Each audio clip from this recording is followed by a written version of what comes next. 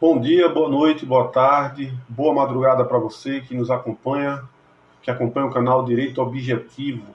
Nós estamos no curso de Direito Penal, curso totalmente gratuito para você que estuda para concursos públicos ou mesmo que você que quer conhecer um pouco mais sobre esse ramo do direito que é o direito penal. Nós, nessa terceira aula, vamos abordar 3 pontos do Código Penal, 3 pontos do direito penal brasileiro, que é o primeiro, a pena cumprida no estrangeiro. Né? Essa pena, ela, numa eventual necessidade de cumprimento de pena, de sanção aqui no Brasil para o mesmo crime, ela será aproveitada, ela tem alguma utilidade em favor do preso. Segundo ponto, os efeitos da sentença prolatada, proferida em outro país. Essa sentença ela pode ser eventualmente aproveitada no Brasil. Terceiro ponto são os prazos no Código Penal brasileiro. É importante destacar que não nos referimos aos prazos processuais, mas aos prazos materiais, ao cumprimento de pena, basicamente. Bom, vamos tentar ser o mais objetivo possível. Eu peço, antes de nós começarmos, eu peço que você compartilhe esse vídeo, eu peço que você se inscreva no canal do YouTube, acompanhe a página do Direito Objetivo no Facebook, para que nós tenhamos o apoio necessário para continuarmos. Esse curso está sendo feito pensando em você, pensando em oportunizar, em dar oportunidade para aquelas pessoas que querem aprender direito penal. Bom, então vamos começar, né? Vamos começar pelo primeiro ponto, né? Que é o possível aproveitamento da pena cumprida em outro país para efeitos no Brasil. Ou seja, há a possibilidade de uma pena cumprida em outro país ser aproveitada no Brasil para o mesmo crime. A gente vai analisar isso agora e eu vou falar mais, você vai entender melhor essa situação. Veja só, no direito, o direito é regido por um princípio muito importante que você deve ter em mente, que é o princípio do non bis idem, ou seja, a impossibilidade, a negativa do sistema jurídico em permitir que uma pessoa seja julgada 2 vezes pelo mesmo crime. Essa é a regra geral. Essa é a regra geral. Uma pessoa não pode ser processada e julgada 2 vezes pelo mesmo crime cometido. É uma tentativa de se evitar que a pessoa seja duplamente punida. Contudo, as regras têm exceção. Veja bem, esse julgamento vai poder acontecer, pelo menos no sistema jurídico brasileiro, se o crime foi cometido em outro país, foi julgado em outro país, o indivíduo foi condenado em outro país, contudo, os danos causados pelo crime cometido afetam tanto o outro país quanto o Brasil. Deixa eu dar um exemplo para você. Digamos que uma pessoa ela comete o crime de lavagem de dinheiro na França, envolvendo recursos públicos brasileiros. Né? Digamos que ela desviou dinheiro aqui do Brasil e cometeu o crime de lavagem de dinheiro no exterior, na França, digamos assim. Perceba que esse crime ele traz consequências negativas, tanto para a França, porque a conduta feita por ele, por esse criminoso na França, é uma conduta tipificada como crime, ou seja, uma conduta criminosa, e também é uma conduta criminosa aqui no Brasil. Só que, o que é que acontece? Houve um prejuízo à França, mas houve também um prejuízo ao Brasil. Então, digamos que esse indivíduo ele vai ser processado e julgado na França pelo crime cometido lá e também vai ser processado e julgado aqui no Brasil pelo mesmo crime. Só que, com o intuito de não prejudicar por demais esse indivíduo, a pena que eventualmente a ele seja aplicada na França pode e deve, na verdade, ser aproveitada aqui no Brasil. Isso está disposto lá no artigo 8º do Código Penal. O crime cometido em outro país que tem efeitos no Brasil será julgado no Brasil também. Né? Como é que se dá esse aproveitamento? Veja bem, vamos aqui ler o texto do artigo para a gente entender. Né? Artigo 8º. A pena cumprida do estrangeiro atenua a pena imposta no Brasil pelo mesmo crime, quando diversas ou nela é computada quando idênticas. O que é que acontece? Veja bem, digamos que eu cometi esse crime de lavagem de dinheiro lá na França, né, envolvendo recursos públicos brasileiros. O crime, ele tem uma conduta, esse tipo de conduta é tipificada criminalmente tanto no Brasil quanto na França. Então, eu vou responder tanto no Brasil quanto na França por este crime. E digamos que na França eu sou condenado a uma pena de, vou aqui chutar, 2 anos de detenção. E no Brasil eu sou condenado a 4 anos de detenção. Então digamos que eu ponho o meu pé no Brasil, cumpro a pena na França, ponho o meu pé no Brasil. O que é que vai acontecer? Existe uma sentença condenatória de 2 anos, de 4 anos de cumprimento de pena. Ou seja, eu preciso cumprir 4 anos de pena aqui no Brasil, mas eu já cumpri 2 anos na França. Perceba que na França, se a pena lá for de detenção, e aqui no Brasil também for de detenção, as penas são idênticas. Né? Assim, a modalidade da pena são idênticas. O quantitativo é diferente, mas a modalidade é a mesma. Pena de detenção. Na França, 2 anos, no Brasil, 4 anos. Então, perceba pelo texto do artigo o que é que a gente entende. Que os 2 anos cumpridos na França serão computados aqui no Brasil. Ou seja, ao invés de eu cumpri 2 anos na França, fui condenado a 4 anos no Brasil.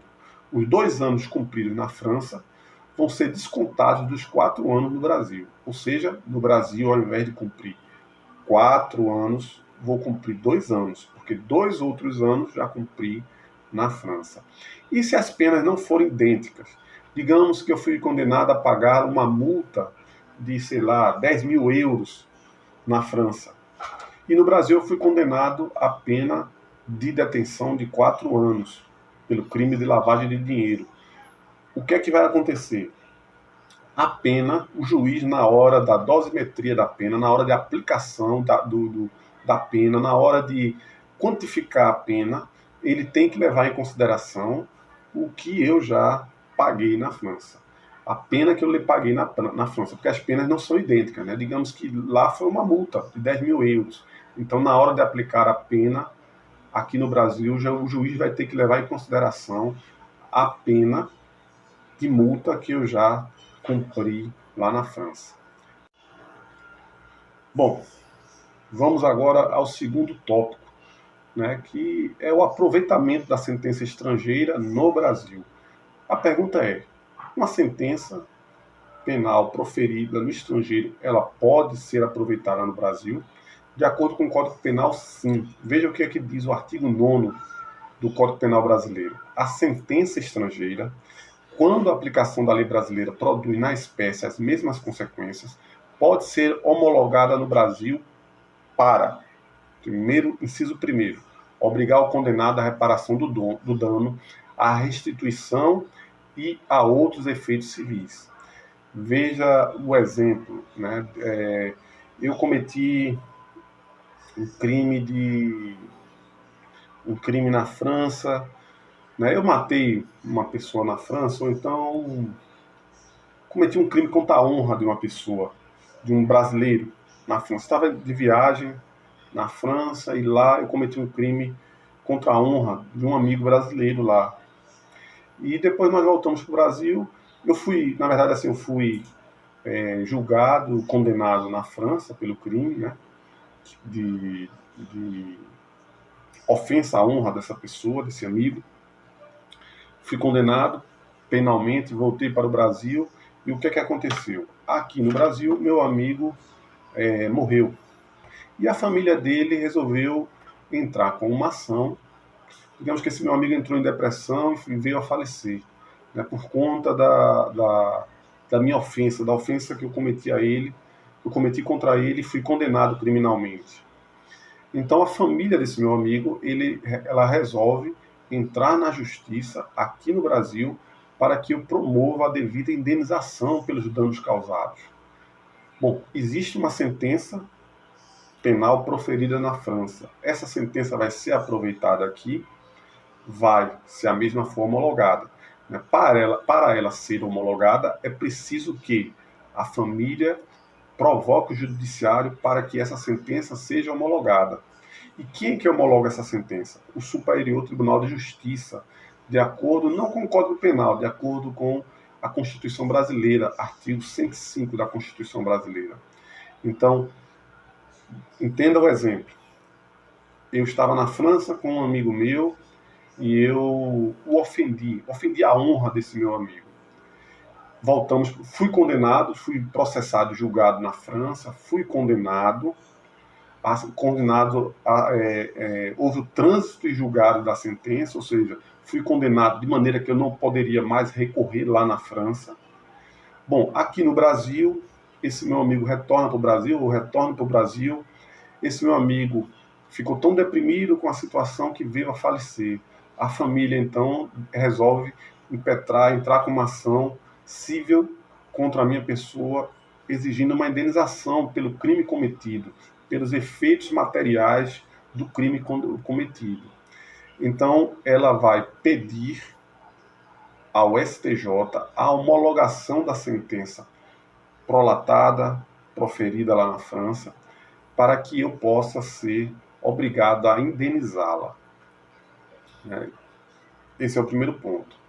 O segundo ponto, o segundo inciso, ele diz que essa homologação poderá ocorrer se for com a finalidade de sujeitar o criminoso a alguma medida de segurança. Vou explicar esse segundo inciso. Primeira hipótese, né, para fins de indenização civil. Cometi um crime lá na França, fui condenado, a sentença transitou em julgado, ou seja, não cabia mais recurso, a família do ofendido resolve entrar com uma ação civil contra mim, querendo obter uma indenização pelo crime cometido lá na França. Para que isso ocorra, o STJ terá que homologar a sentença, de acordo com a Constituição Federal, ele terá que homologar a sentença. Ele homologando a sentença, aquela sentença torna-se um título executivo contra a minha pessoa, ou seja, essa família poderá pegar aquela sentença e tentar executar, né, me executar judicialmente. Bom, a segunda hipótese de homologação de uma sentença estrangeira, ela será homologada quando houver a necessidade de aplicação de uma medida de segurança contra um criminoso. O que é medida de segurança e que hipótese é essa? Bom, nessa hipótese, primeiro ponto a destacar, ninguém vai precisar solicitar. Né?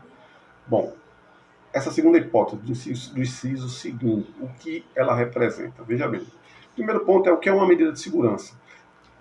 Entenda, uma medida de segurança não é necessariamente, não é, na verdade, uma pena de detenção ou reclusão, que isso a gente vai ver mais adiante. Uma medida de segurança é, por exemplo, uma pessoa que ela tem problemas psiquiátricos e mata alguém. Essa pessoa, constatada a doença psiquiátrica que a levou a matar, constatado que essa pessoa ela é inimputável, ou seja, ela não pode ser responsabilizada pelo crime cometido, ela vai ser colocada numa instituição psiquiátrica penal para cumprir, para ficar distante da sociedade, até que possa ser recuperada, até que possa ser curada. Isso é uma medida de segurança, digamos assim. Resumindo, eu tenho problemas psiquiátricos, eu sou inimputável, assim, eu não posso ser responsabilizado por crimes que eu cometi, eu vou ser internado numa instituição psiquiátrica, num manicômio psiquiátrico, para que o Estado tente me curar, para que eu possa retornar à sociedade. Isso é uma medida de segurança. Nessas hipóteses, digamos que eu tenho um problema psiquiátrico, matei uma pessoa na França, fui processado, julgado, né, condenado, a sentença transitou em julgado, ou seja, não cabia mais recurso, e eu cheguei aqui no Brasil. Então, o Estado brasileiro poderá proceder à homologação da sentença prolatada na França, para que eu seja submetido a uma medida de segurança, ou seja, internado no manicômio judiciário, por exemplo, né, no hospital psiquiátrico, para que eu possa ser isolado da sociedade até que se consiga me curar daquela enfermidade e eu possa retornar ao convívio social. Essa é a hipótese do artigo 2º.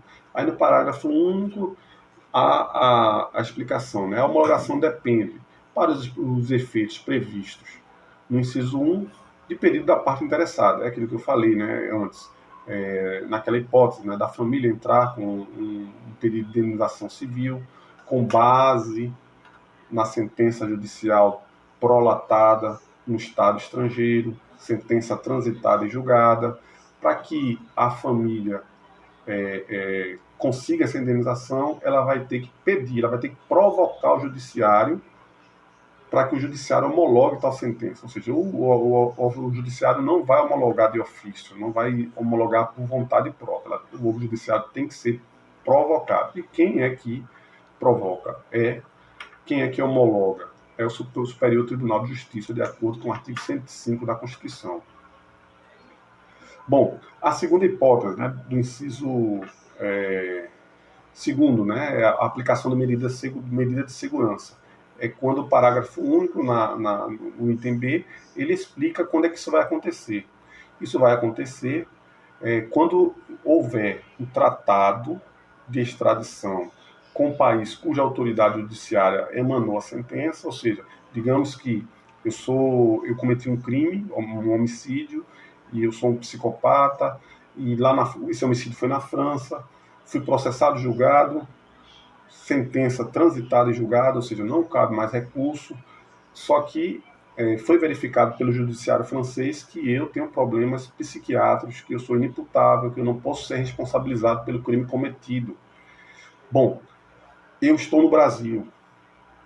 Se há um tratado de extradição firmado entre Brasil e França, né, o judiciário poderá aplicar contra mim, em meu desfavor, uma medida de segurança, que é o internamento num manicômio judiciário, numa instituição de recuperação.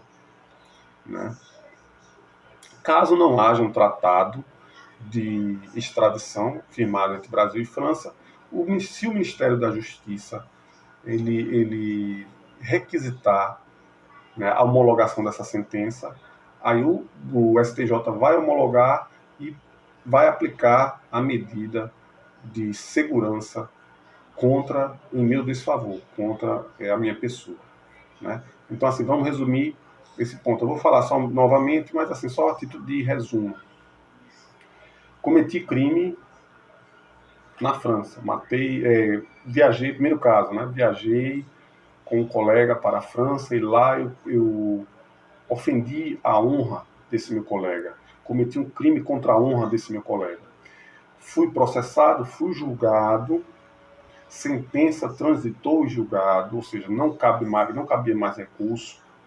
Esse colega meu faleceu, família entrou aqui no Brasil em meu desfavor com uma ação pedindo indenização pelos danos cometidos contra esse colega e usou como base a sentença prolatada na França. Para que essa sentença possa ser aproveitada, essa família vai ter que requisitar ao STJ a homologação da sentença. Ela vai ter que pedir a homologação da sentença. Sendo homologada a sentença pelo STJ, essa mesma sentença transforma-se em título executivo, ou seja, a família poderá me executar judicialmente.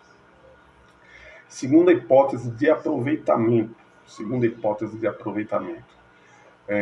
Digamos que eu sou uma pessoa com problemas psiquiátricos, estou na França, cometo um crime, um homicídio, e sou processado, julgado, sentença transita em julgado, não, ou seja, não cabe mais recurso, mas a justiça francesa constatou que eu sou inimputável, ou seja, eu não posso ser responsabilizado pelos meus atos. Então, se o Brasil tiver tratado de extradição com o governo francês, o governo brasileiro pode pedir a minha extradição para aplicar em meu desfavor, uma medida de segurança, ou seja, me internar num hospital psiquiátrico, no manicômio judiciário, para que eu de lá não saia até que fique recuperado. Para isso, também terá que ser homologada a sentença no STJ. Caso não exista um tratado de extradição entre o Brasil e a França, nesse exemplo que eu estou citando, se o Ministério da Justiça fizer requisição a respeito, poderá a mesma sentença ser homologada e, contra a minha pessoa, em meu desfavor, será aplicada a medida de segurança. Né? Guarda essa informação que eu vou lhe dar. No Brasil, só se aplica medida de segurança contra pessoas inimputáveis ou semi-inimputáveis, pessoas que não podem responder criminalmente pelos seus atos ou apenas respondem criminalmente pelos seus atos de maneira parcial. Bom, esse foi o segundo ponto em que nós vimos o aproveitamento das sentenças estrangeiras no Brasil. Agora vamos falar um pouco sobre o prazo. Né? Os prazos, como é contado os prazos no Código Penal para efeito principalmente de cumprimento de sentença, né? E prescrição também. Lembrando que a gente está falando do prazo material, assim, do direito material, não do direito processual penal. Né? O Código Processual Penal tem outros prazos, né? prazos específicos, né? Que isso poderá ser abordado em outro curso. Mas, assim, no Código Penal, no direito material, né, você vai ter os prazos estabelecidos de acordo com o artigo 10 do Código Penal. Qual é a regra? Antes da gente ler o artigo, qual é a regra que eu quero colocar para você? Conta-se o dia vamos, né, para o que é mais interessante, porque o que é mais importante, o cumprimento da pena. Conta-se o dia em que ela começa. Né? Assim, deixa eu tentar explicar a diferença, você vai entender melhor. Por exemplo, no Código Civil, se é lhe dado um prazo de 10 dias para você contestar, fazer uma contestação judicial, se lhe é dado um prazo de 15 dias, na verdade é 15 dias para você apresentar uma contestação judicial, você recebe essa notificação, essa citação hoje. Se eu sou citado hoje, ou seja, se eu sou avisado hoje que eu tenho 15 dias para apresentar uma contestação contra uma representação feita contra a minha pessoa em meu desfavor, se eu sou avisado hoje, digamos que hoje é sexta-feira, foi me dado 15 dias, os 15 dias contam a partir do sábado. Eu avisei hoje, recebi a informação hoje, um dia amanhã, 2 dias depois, 3 dias depois. No Código Penal já é diferente. Se, digamos, eu sou condenado, estou dando um exemplo bem esdrúxulo. Eu sou condenado a 10 dias de prisão, um exemplo, né, bem esdrúxulo. E hoje é sexta, fui condenado a 10 dias de prisão. O dia a contagem começa hoje. Digamos que hoje é sexta. Então eu vou cumprir pena sexta, sábado, domingo. Vamos botar 5 dias. Eu fui condenado a 5 dias de prisão. Né? Um exemplo bem hipotético mesmo. Fui condenado a 5 dias de prisão. O primeiro dia, fui preso hoje, na sexta. Então, sexta, sábado, domingo, segunda, terça. 5 dias. Se outro exemplo hipotético, se fosse o Código Civil e digamos que eu tenho 5 dias, que não é esse prazo, mas eu tenho 5 dias para apresentar algo na justiça, uma contestação. Eu fui notificado hoje, sexta-feira. Eu tenho sábado, domingo, segunda, terça, quarta. Percebe? Começa um dia depois do aviso. No Código Penal, inclui-se o dia da prisão. Né? É o dia da prisão inclusive. Né? É isso que você tem que entender. Começa a contar no dia em que a pessoa foi presa. Assim, não assim como no Código Civil, 24 horas após. Começa a contar no dia mesmo. Outro ponto importante, não se considera fração de dias. Deixa eu dar um exemplo. Digamos que eu tenho que cumprir 5 dias de prisão e eu me entrego para as autoridades na sexta-feira às 11 horas, às 23 horas e 50 minutos. Aí você poderia pensar, poxa, mas só falta 10 minutos para acabar o dia. Não conta mais a sexta, vai contar o sábado. Não, na verdade não. Se eu cheguei, eu fui condenado, exemplo esdrúxulo, fui condenado a 5 dias de prisão, e eu me apresento ou sou capturado às 23 horas e 50 minutos da sexta-feira, a sexta-feira já vai contar. A sexta-feira já vai ser incluída como dia de prisão. Né? Outro ponto importante, o prazo da prisão é improrrogável. Improrrogável no seguinte sentido, veja bem, fui preso na sexta, digamos que são 5 dias, sábado, sexta, na verdade, né? Preso na sexta, 11h50, então conta 23h50, né? Conta sexta, sábado, domingo, segunda, terça. Mas digamos que a terça-feira é o feriado de 1º de maio, é feriado, não é dia útil. Aí poderia se pensar, não é dia útil, é feriado, então ele não vai sair na terça, né? Sexta, sábado, domingo, segunda, terça. Ele não vai sair na terça porque é feriado. Ele vai sair na quarta, que é o primeiro dia útil. Não, não é assim.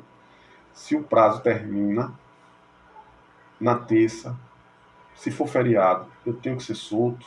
Se o prazo termina no sábado, no domingo, Semana Santa, seja o que for, eu tenho que ser solto naquele dia. Né? O que você tem que guardar é que o Código Penal ele tenta ser, dentro do possível, mais favorável ao criminoso.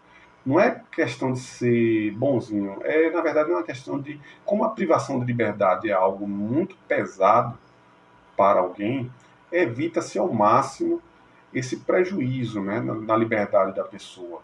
Né? O caba foi preso 23 horas e 50 minutos da sexta, a sexta conta.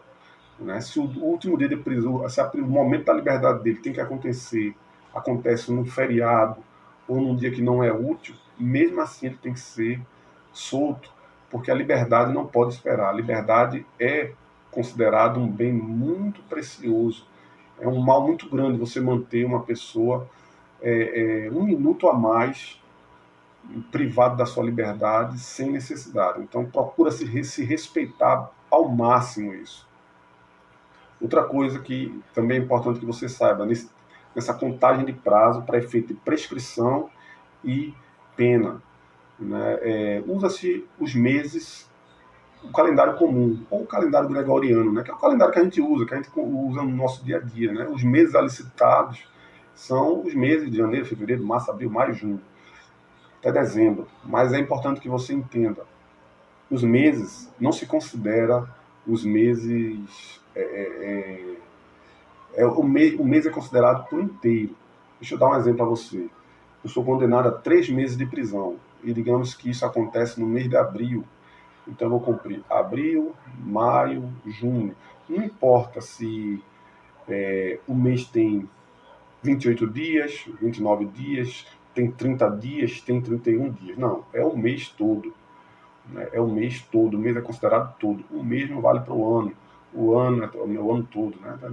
Não daria para deixar de ser. Mas perceba que tenta-se ao máximo é evitar o prejuízo do apenado, do condenado, né? Vamos dar um exemplo prático, né? E aí é importante você sempre detalhar, você prestar atenção nesse exemplo que você vai entender direitinho. Digamos que eu sou condenado a 2 anos de prisão, no dia 18 de abril de 2018. Eu sou condenado a 2 anos de prisão no dia 18 de abril de 2018. Então, essa prisão vai até quando? Até 17 de abril de 2018. Pegue sempre assim. Se eu sou condenado, se eu sou condenado a 2 anos de prisão e eu começo a cumprir pena, por exemplo, no dia 18 de abril de 2018, são 2 anos, 2019 e 2020. Não vai terminar no dia 18 de abril de 2020, vai terminar um dia antes, no dia 17 de abril de 2020. Se eu sou condenado a 3 meses de prisão no dia e começo a cumprir a pena no dia 18 de abril, eu vou passar 18 de abril, 18 de maio, junho, 17 de maio, abril, maio, junho, 17 de junho, eu serei solto. Essa é a regra, tanto para a aplicação de pena quanto para a prescrição no âmbito do direito penal brasileiro. Deixa eu ver se tem mais alguma coisa que precise ler. Vamos aqui ao artigo, né, propriamente dito. Artigo 10 do Código Penal Brasileiro. O dia do começo inclui-se no cômputo do prazo, ou seja, se eu tenho uma pena de prisão a cumprir, me apresento para cumprir essa pena hoje, pode ser de meia-noite, de 23 horas e 59 minutos, mas se for sexta-feira, o dia da sexta conta. Né? Conta-se os dias, os meses e os anos pelo calendário comum. Usa-se esse calendário que a gente está acostumado. Né? A regra é essa, é simples. Esse é um assunto bem fácil. Bom, esses foram os 3 tópicos que nós trabalhamos nessa aula. Eu espero você na próxima aula e peço que você dê um like ou dê um dislike, comente no YouTube, compartilhe esse vídeo, siga a página no Facebook Direito Objetivo e também se inscreva no nosso canal no YouTube Direito Objetivo e marque lá o seu sininho e fique sempre atento às nossas novidades. Até mais.